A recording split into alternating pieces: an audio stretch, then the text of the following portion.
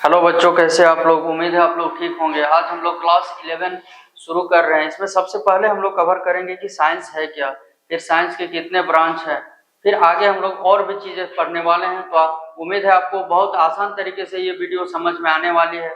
आप बस शुरू से अंत तक बने रहें।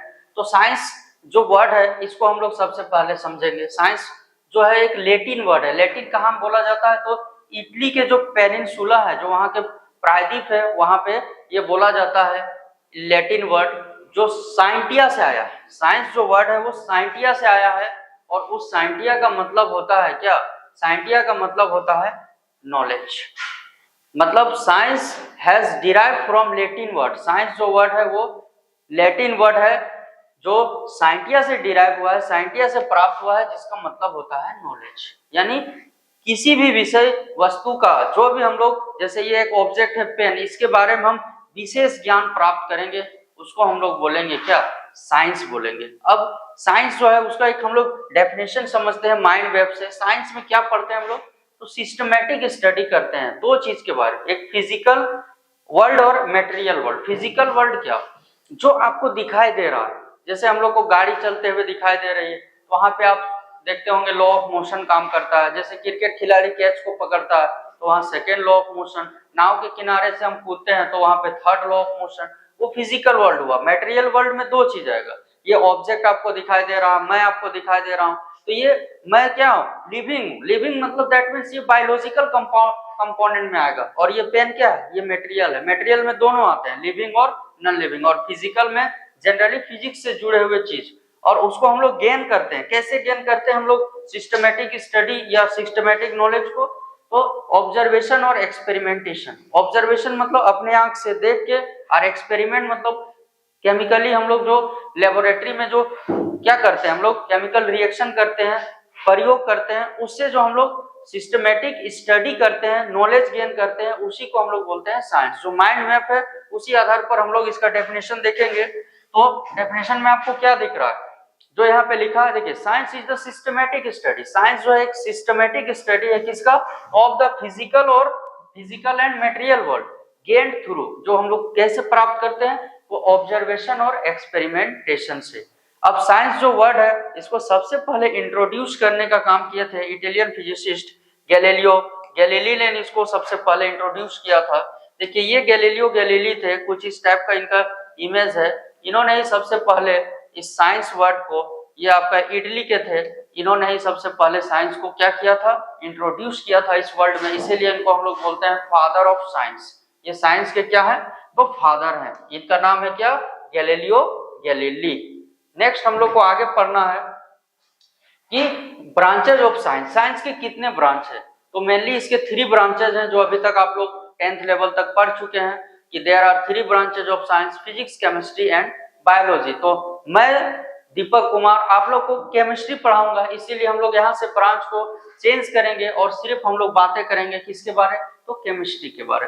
तो केमिस्ट्री जो है वो जो केमिस्ट्री वर्ड है, जैसे साइंस वर्ड साइंटिया से आया जो आपका लैटिन वर्ड था, उसी तरह केमिस्ट्री जो वर्ड है वो ग्रीक वर्ड है। Greek that means Greek word आपका यूनान का वर्ड होता है, तो वो केमिया से आया है। और फर्स्ट केमिया का यहाँ कोई स्पेशल मीनिंग नहीं, जैसे साइंटिया का मीनिंग था नॉलेज, केमिया का कोई मीनिंग नहीं है। केमिया ये वर्ड है जो आपका वहां पे ग्रीक में आपका 4th सेंचुरी में वहां पे मेटल का वर्किंग होता था, धातु के सामान बनते थे जनरली आपका गोल्ड और सिल्वर का। तो वहां पे ये वर्ड केमिया यूज किया जाता था लोगों के द्वारा, तो वहीं से निकल के आया ये वर्ड जिसका नाम है केमिस्ट्री। तो देखिए, माइंड मैप में दिखाया जा रहा है कि केमिस्ट्री ग्रीक वर्ड है, केमिया से आया है। जो फर्स्ट एपियर्स मतलब पहले कब सुनाई दिया? तो आपका 4th सेंचुरी में, जो उस समय हम लोग मेटल वर्किंग में ये काम आता था। तो उसी को हम लोग यहाँ पे डेफिनेशन इसी आधार पर इसका इंट्रोडक्शन दिए हैं कि chemistry has derived from Greek word chemia. Chemia first appears, chemia पहला बार कब दिखा गया? तो 4th सेंचुरी में। 4th सेंचुरी मतलब जितना सेंचुरी लिखते हैं उससे पीछे चले जाएंगे, यानी 301 से लेके 399 तक का हम लोग बोलेंगे 4th सेंचुरी। आपका इस डेजिग्नेट मतलब सबसे पहले ये किसके लिए उपयोग हो रहा था? तो मेटल वर्क के लिए। मेटल वर्क किसका किसका?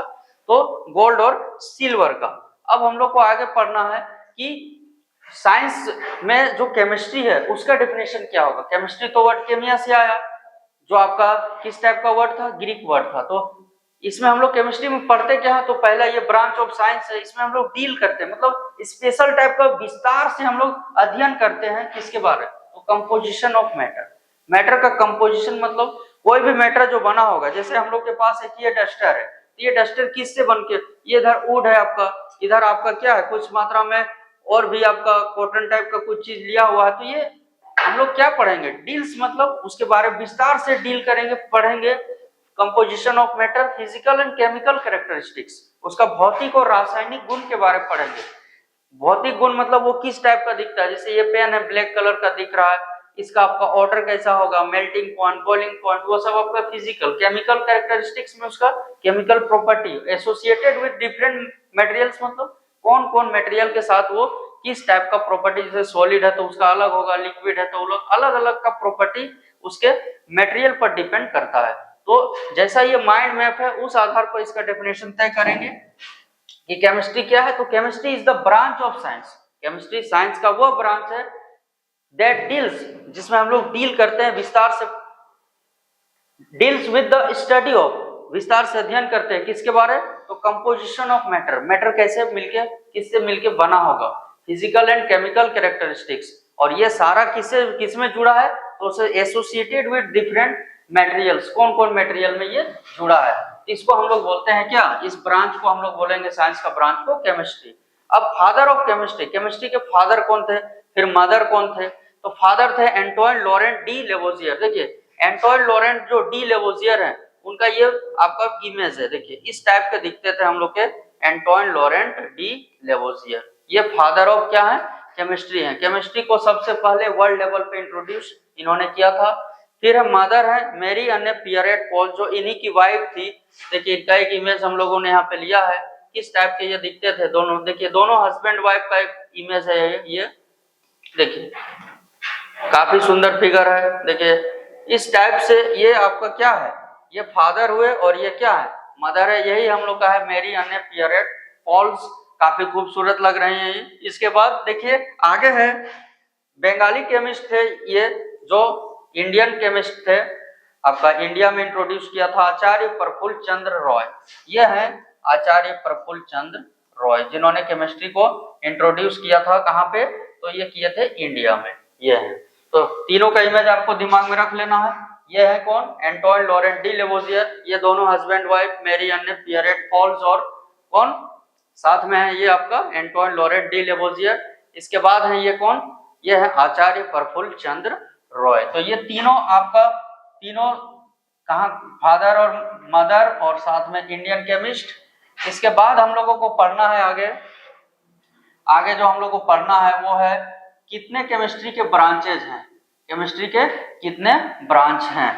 तो यहाँ तक आपको केमिस्ट्री समझ में आ चुकी होगी कि केमिस्ट्री क्या है, ब्रांच ऑफ साइंस है, जिसमें हम लोग मैटर के बारे में पढ़ते हैं, उसका फिजिकल प्रॉपर्टी पढ़ते हैं। इसके बाद है ब्रांचेज ऑफ केमिस्ट्री। केमिस्ट्री के मेनली कितने ब्रांच है? There are mainly 5 branches of chemistry. First है फिजिकल केमिस्ट्री। फिजिकल केमिस्ट्री में हम लोग क्या पढ़ते हैं? तो physical properties of matter, matter में उसमें कौन कौन सा लॉ आता है, जैसे law of conservation of mass, ये सारा चीज हम लोग पढ़ते हैं फिजिकल केमिस्ट्री। स्ट्रक्चर के बारे में पढ़ते हैं, जैसे वाटर का स्ट्रक्चर बेंट होता है, ये सब। और इनऑर्गेनिक में इनऑर्गेनिक कंपाउंड के बारे, ऑर्गेनिक में ऑर्गेनिक कंपाउंड, इसमें मेडिसिनल है, क्लिनिकल है।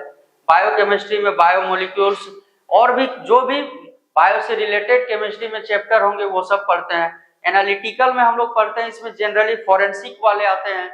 जैसे हम किसी आदमी का अगर एक्सीडेंट हो जाता है या कोई आदमी पॉइजन खा लेता है, तो वो पॉइजन खाने से कैसे मरा, उसको हम लोग लैब में ले जाके एनालिसिस करते हैं, तो वो सब आता है एनालिटिकल केमिस्ट्री में। अब इंपॉर्टेंस ऑफ केमिस्ट्री, केमिस्ट्री का इंपॉर्टेंस कहाँ कहाँ है, हम लोग इसको देखते हैं। तो इन इंडस्ट्री, जितना इंडस्ट्री ले लीजिए, चाहे प्लास्टिक बनाने वाला से लेके सोनार से लोहा, जितना भी जो भी चीज है वो सब इंडस्ट्री में देखने को मिलता है, कौन? केमिस्ट्री।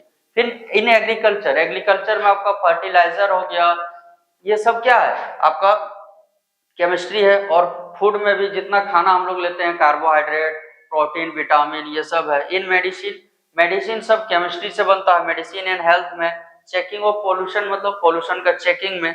इसके बाद हम लोग को यहाँ पढ़ना है फर्स्ट जो ब्रांच है जिसका नाम है कौन सा, तो फिजिकल केमिस्ट्री, जो आप लोग अभी देखे थे फर्स्ट ब्रांच कौन था, फिजिकल केमिस्ट्री।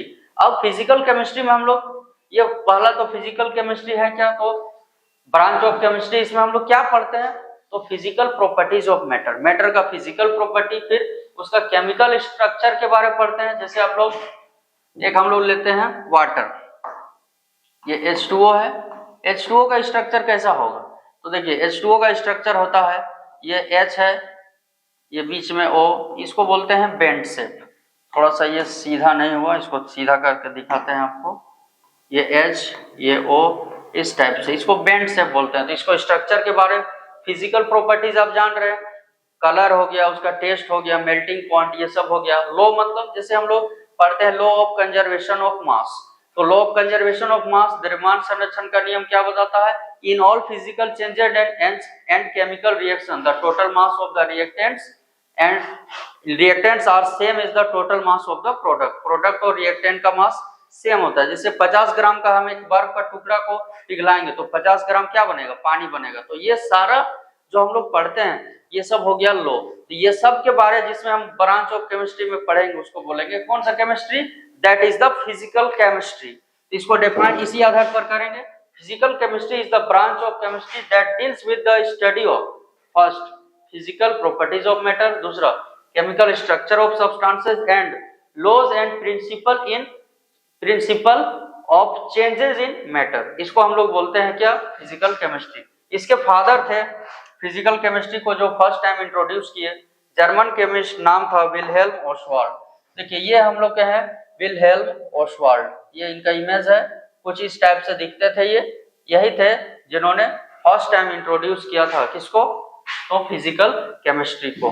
तो फिजिकल केमिस्ट्री आपको आसानी से समझ में आ गई होगी, किसके बारे में हम लोग पढ़ते हैं, तो फिजिकल प्रॉपर्टीज ऑफ मैटर हो गया, और साथ में हम लोग उसका केमिकल स्ट्रक्चर और प्रिंसिपल के बारे में। ये फिजिकल केमिस्ट्री जो है उसके कुछ सब ब्रांचेस है, मतलब उसका उप शाखाएं हैं।